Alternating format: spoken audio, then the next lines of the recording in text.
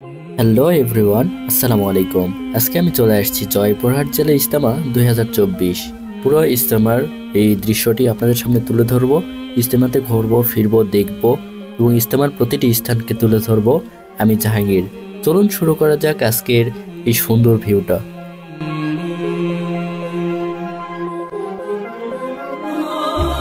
ইজতেমার মাঠে প্রথমে প্রবেশ পথে দেখতে পারলাম একদল ছোট বাচ্চারা খেলাধুলা করছে। অন্যদিকে প্রবেশ পথে যে সড়কটি ছিল তার পাশে তার দুই ধারেই রয়েছিল বিভিন্ন ধরনের দোকান এবং বিভিন্ন ধরনের খাবারের দোকান রয়েছে, শপিং করার বিভিন্ন ধরনের মাধ্যম, এবং এখান থেকে আমরা অনেক জিনিস ক্রয় করেছি এবং খাবার সংগ্রহ করেছি, যা খুবই ভালো ছিল।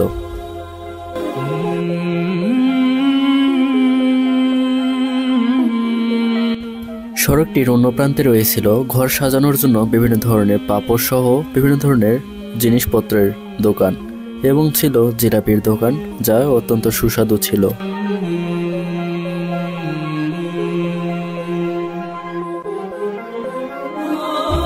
ইজতেমাতে আসে আমরা দেখতে পারলাম এখানে বিচ্ছু, যেটি আমরা টিভিতে বা বিভিন্ন স্থানে দেখে থাকি। বিচ্ছু কামড়ালে কিন্তু মানুষ বাঁচে না, সেই স্থানটি আমরা দেখলাম। কম্বল সহ ছোট বাচ্চাদের কাপড় এবং বড়দের জন্য সোয়েটার কেনার জন্য রয়েছিল আরেকটি স্থান। সেটি পারাপার হওয়ার জন্য একটি খাল ছিল এবং খালের উপর দিয়ে একটি বাঁশের ব্রিজ ছিল, এবং ব্রিজ দিয়ে পার হচ্ছিলাম। আমার খুব ভয় লাগছিল, কারণ কখন যে এটা ভেঙে যায়, কিন্তু অনেক কাঠামো অনেক ভালোভাবে নির্মাণ করা হয়েছিল।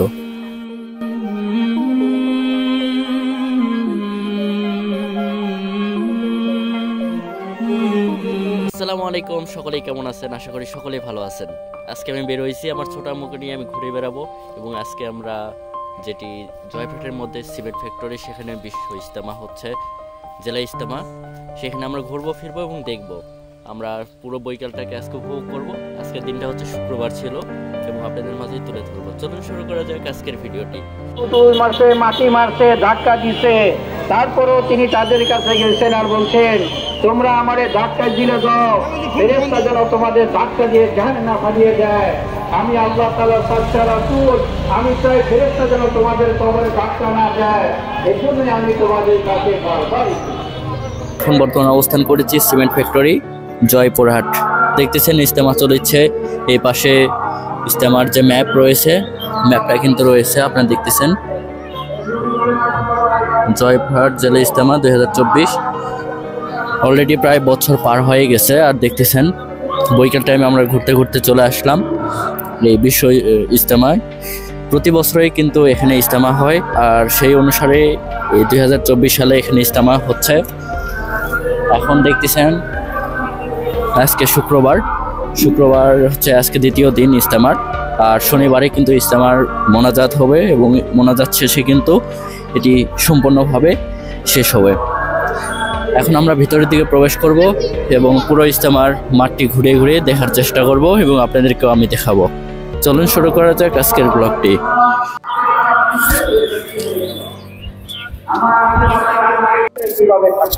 এটি হচ্ছে ইজতেমার প্রবেশ পথ। এখন আমরা প্রবেশ করব। দেখতেছেন অনেকেই কিন্তু এখানে চলে আসছে।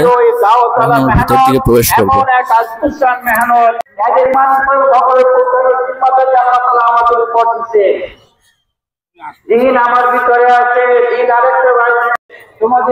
এই পাশে দেখতেছেন প্রচুর কিন্তু কাক আর প্রচুর পাখি।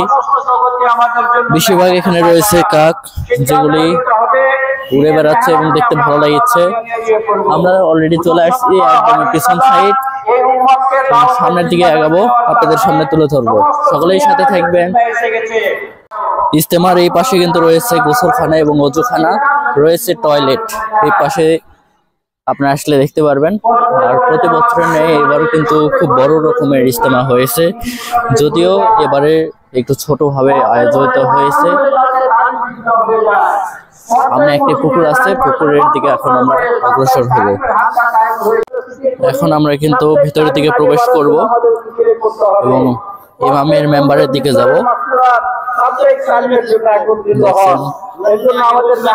ইসলামের শক্তি কত বড় তা এখানে আসলে বোঝা যায়।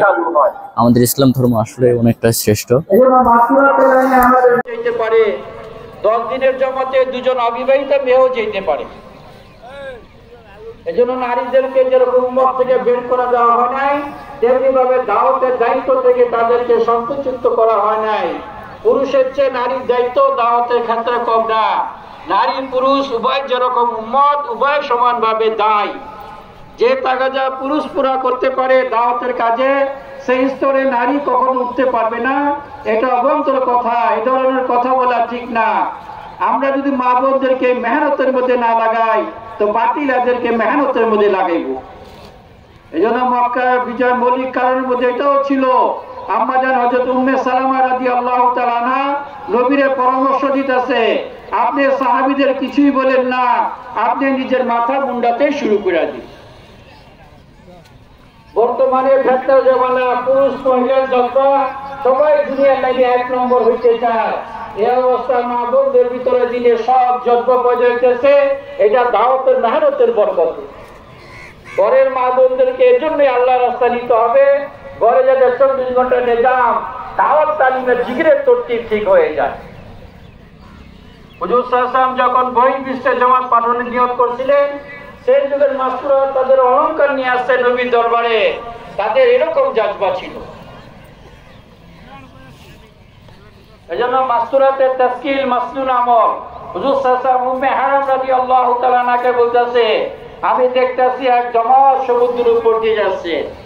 উম্মে হারাম রাদিয়াল্লাহু তাআলা আনহা বলেন, ইয়া রাসূলুল্লাহ, আমি সেই জামাতে যাইব। আর নবী দোয়া করলে, তুমিও সেই জামাতে আসো। এই কথা বলে নাই তুমি মহিলা, তুমি যাইতে পারবে না, এই কথা বলছে। উনিও সেই জামাতেই ছিলেন। কি বলেন?